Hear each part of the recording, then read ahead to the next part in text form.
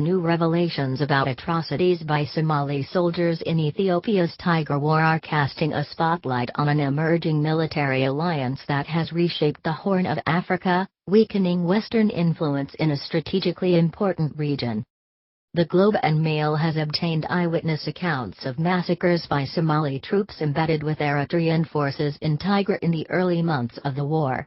The new evidence raises disturbing questions about a covert military alliance between Ethiopia, Eritrea and Somalia that has inflicted death and destruction on the rebellious Tigray region in northern Ethiopia.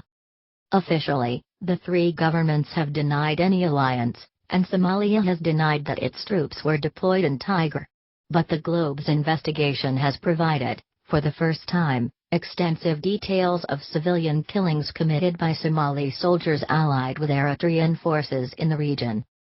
Jibrit Sadiq, a 52-year-old farmer from the village of Zabangidina in northwestern Tigray, said the dusty roads of his village were strewn with the bodies of decapitated clergymen in December 2020, a few weeks after the beginning of the war.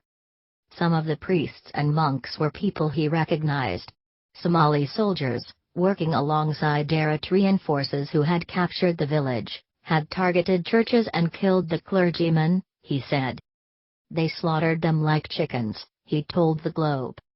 The Somali and Eritrean troops stayed in the village until late February, according to Jibrit Sadiq, who often fled to the bushes and mountains around the village to escape attacks during that time.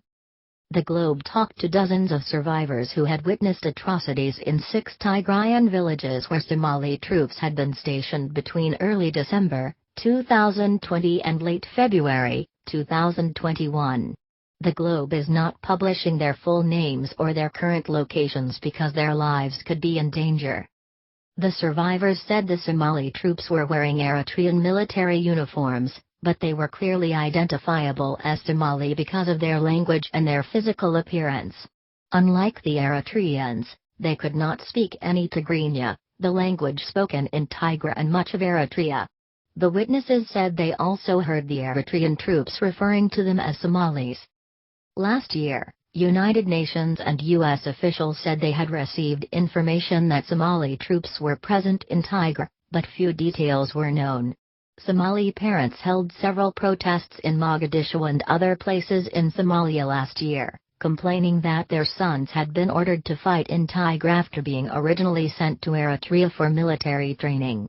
Hundreds of Somali soldiers were reportedly killed in the fighting. Up to 10,000 Somali troops were deployed in Tigray, according to current and former Ethiopian officials who spoke to the Globe. The Globe is not identifying the individuals because they face the threat of reprisals for their comments. Until now, few details were known about the activities of the Somalis in Tigray. But the survivors told the Globe that the Somali troops had massacred hundreds of civilians in villages controlled by the Eritrean military, often beheading them. No Ethiopian troops were present in the villages, they said. They showed no mercy, said Burkett, a 32-year-old farmer in the Tigrayan village of Mai Harmas. The Eritreans interrogate you before they kill you. But the Somali troops were full of contempt for that. One of his neighbors, a 76-year-old priest, was among those killed by the Somali troops, he said. Kai Brahm, a 37-year-old man who fled the village of Hamlo in January, said the beheadings by Somali troops became an everyday reality in his village. The churches were inhabited by the troops, he said. They burned the holy books and sacred objects. Churches became the most unsafe places. Villagers stopped going to churches because the Somali troops would kill anyone they found in churches. According to former Ethiopian officials, most of the Somali troops crossed the border from Eritrea into western Tigray in the early weeks of the war. They said the Somali troops, under the command of the Eritrean army, had already been stationed in trenches near the border before the war began. They undoubtedly have participated in the war, said Gebremichael Kassa, who was chief of staff in the interim administration in Tigray that the Ethiopian government appointed after seizing control of the region in the early months of the war.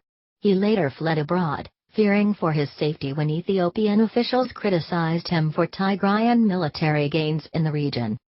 Mr. Gebremichael said he knew about the Somali deployment from his travels in Tigray and his private meetings with top Ethiopian officials and military generals.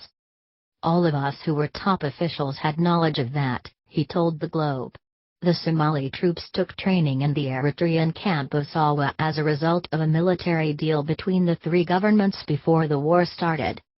When the deployment became politically controversial in Somalia, especially after the protests by the parents and questions by parliamentarians, the Somali soldiers were sent back to Eritrea, he said. They completed their withdrawal by March, the officials said. The unofficial military alliance among Ethiopia, Eritrea, and Somalia, which is believed to date back to secret agreements after Prime Minister Abiy Ahmed came to power in Ethiopia in 2018, is a further blow to the declining influence of Western governments in the Horn of Africa. Eritrea had already been long isolated on the international stage, but Ethiopia and Somalia had close relations with the United States and other Western governments in the past.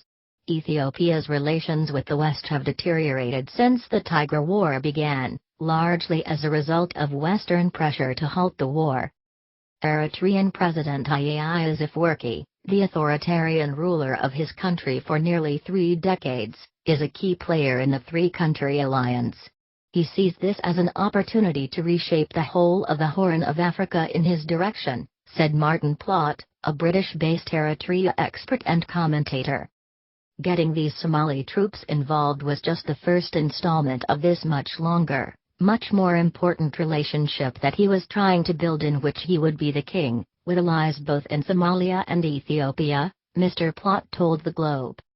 He has pursued his ambition of destroying the Tigrayans since the 1970s. To achieve his ends, he would like to establish a transnational relationship in the Horn that allows the individual states to exist, but to support each other, while crushing local movements.